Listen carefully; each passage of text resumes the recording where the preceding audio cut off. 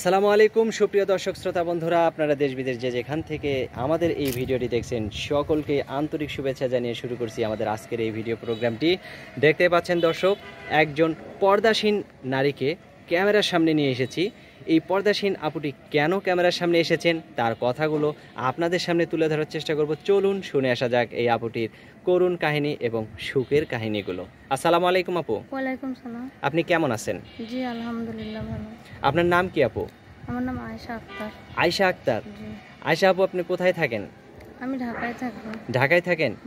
আপু, এই যে এত সুন্দর পর্দা করে আসছেন, এর কারণটা একটু জানতে চাই।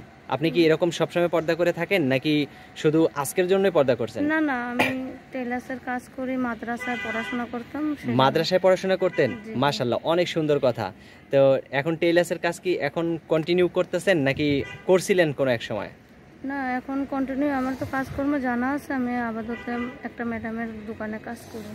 মানে কোনো এক ম্যাডামের দোকানে আপনি কাজ করতেছেন। তো এখন কি করতেছেন, কেন আসলেন মিডিয়ার সামনে? আপনার নামটা কি যেন বলেন? আয়েশা। আয়েশা আপু, তো মিডিয়ার সামনে কেন আসলেন আয়েশা আপু, একটু জানাবেন দয়া করে। মিডিয়ার সামনে আসছি যদি ভালো একজন জীবনসাথী পাশে আসে। আমি টেলার্সের কাজ জানি সম্পূর্ণ, আর আমার দায়িত্ব নিয়ে আমাকে সত্যিকারের পাশে থেকে বিয়ে শাদী করে এরকম। মানে আপনাকে পাশে নিয়ে বলতে একটু ক্লিয়ার করে বুঝায় বলেন, আপনাকে কিভাবে পাশে নিয়ে বিয়ে শাদী করবে? যে আমি তো প্রতিবেদনে যেহেতু আইছি, যেহেতু আমি একটা অসহায় মানুষ, আমাদের এলাকাতে বিয়ে বসতে গেলে যৌতুক লাগে।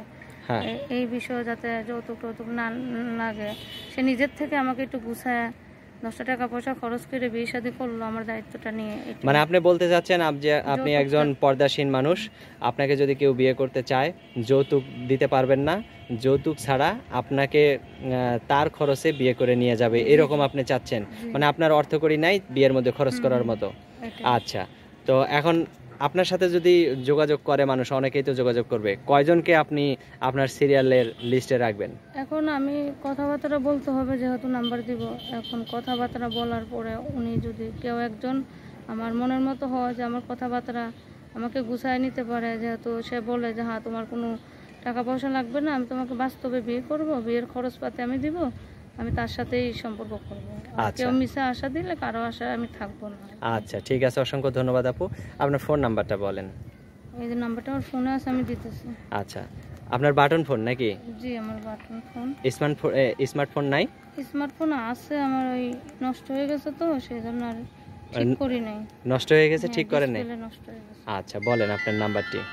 0181 0181 083 083 22 22 05। 05।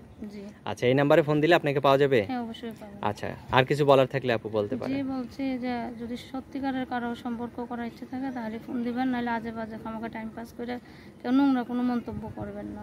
আচ্ছা ঠিক আছে আপু, ভালো থাকবেন। প্রিয় দর্শক, আপনারা ভালো থাকবেন। দেখা হচ্ছে নতুন ভিডিওতে। আজ এ পর্যন্তই, ভালো থাকবেন, আল্লাহ হাফেজ। দেখা হচ্ছে নতুন কোনো ভিডিওতে।